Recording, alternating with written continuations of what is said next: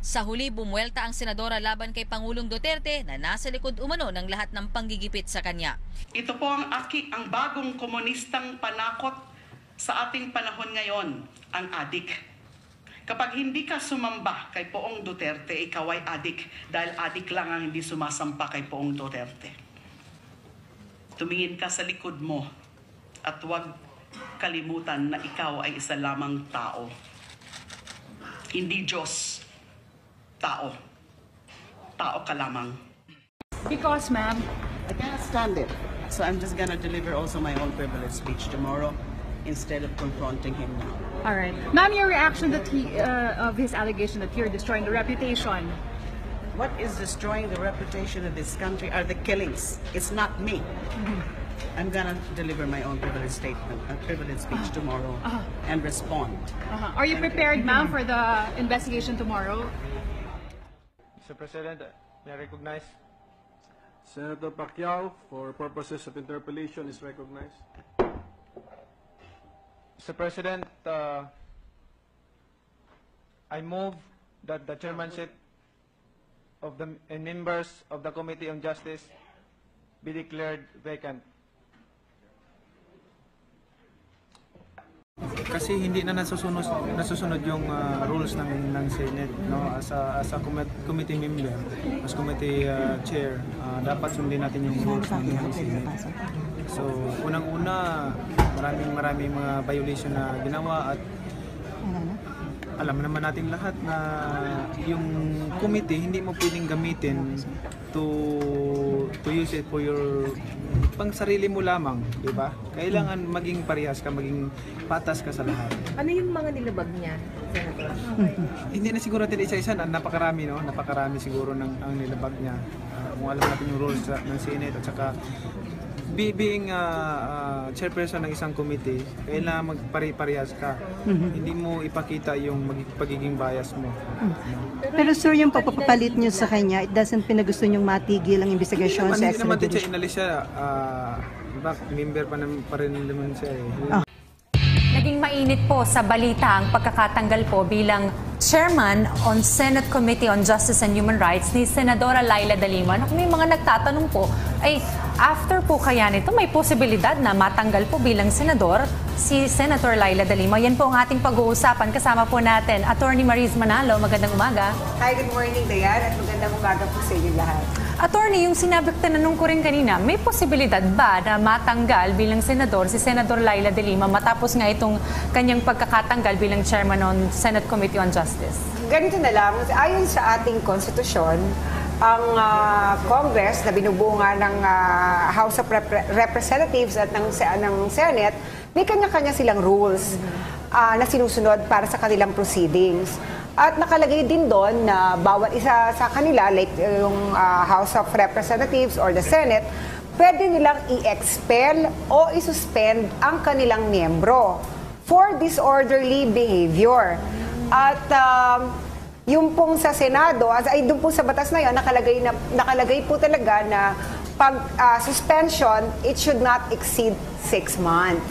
So, kung mayroong sitwasyon kung saan ang isang senador ay nagkaroon ng disorderly behavior and base sa rules ng Senado o ng House of Representatives, ito ay ground para siya madisiplina, maaari siyang isuspend o i-remove from office through expulsion.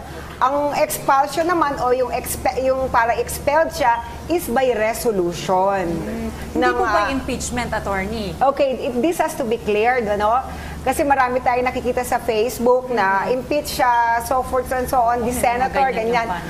Ang mga pwede lang po impeach ay number one, syempre presidente, mga justices of the Supreme Courts, and others. Pero po yung mga senators, maaari hindi po sila under sa impeachment, hindi sila sakop doon.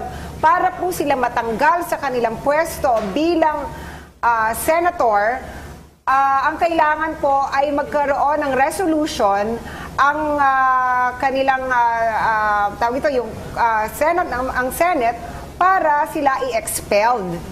And ang kailangan po dito ay at least 2/3 of the, when nagbobotohan sila and 2/3 should concur. Sa 24 senators po, ang 2/3 is 16.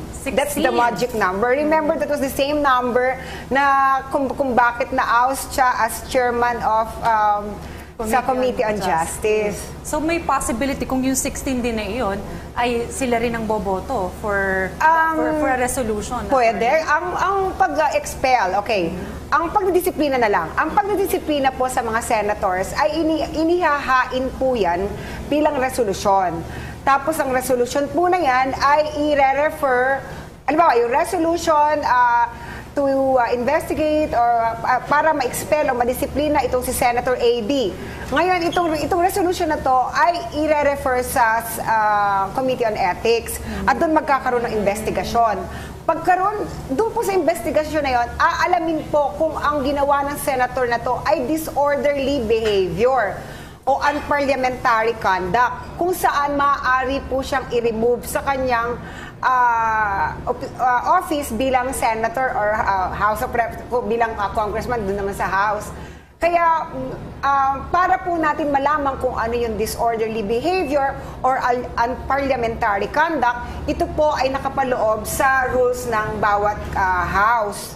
Pero Dayan, if you, ito na lang, masabi ko din sa kanila, mayroon ng desisyon ang Supreme Court in the past, kung saan po ay, I think it was Senator, Congressman, I'm sorry, but it was Senator Alejandrino in 1924, kung saan siya ay pinatawan ng Senate, by resolution of course, ng 1 year. 1 year suspension. Kasi wala pa nun yung proviso talaga na ang suspension should be 6 months only.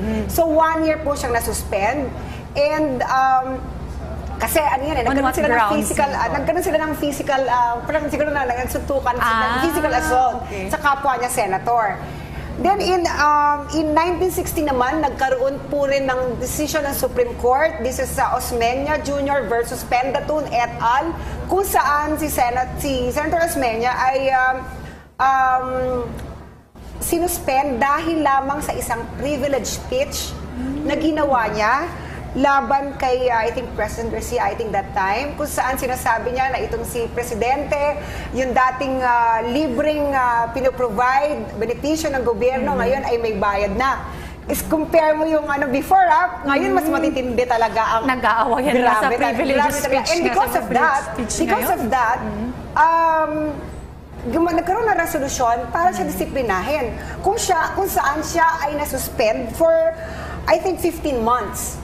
Dinala niya ito sa Supreme Court, pero sabi ng Supreme Court, hindi namin pwedeng pakialaman kung ano ang disorderly behavior ayon sa mga senators or sa rules ng Senado o ng Kongreso. However, sabi ng Supreme Court, kung saan ang rules ng Pilipinas patungkol sa mga yung Senate rules ganyan ay base sa American rules ng Senado nila. Nagkaroon na ng pagkakataon kung saan ang mere privilege speech of a senator na ginawa niya na yung ginawa na yun ay naging daan kung saan naparusahan o nadisiplina yung senator na nagbigay ng kanyang privilege speech. Attorney, panghuling tanong, basehan sa batas ng itong paghahain ng resolusyon para ma-suspend? Ito po ay nakapaloob sa Article 6, Section 16, Paragraph 3 ng ating konstitusyon.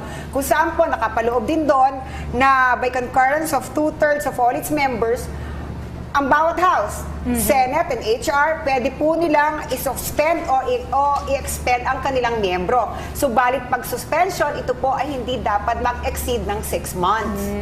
So, 6 months lang po yung time if ever po masuspend. Pero expel, of course, you're removed from office, di ba?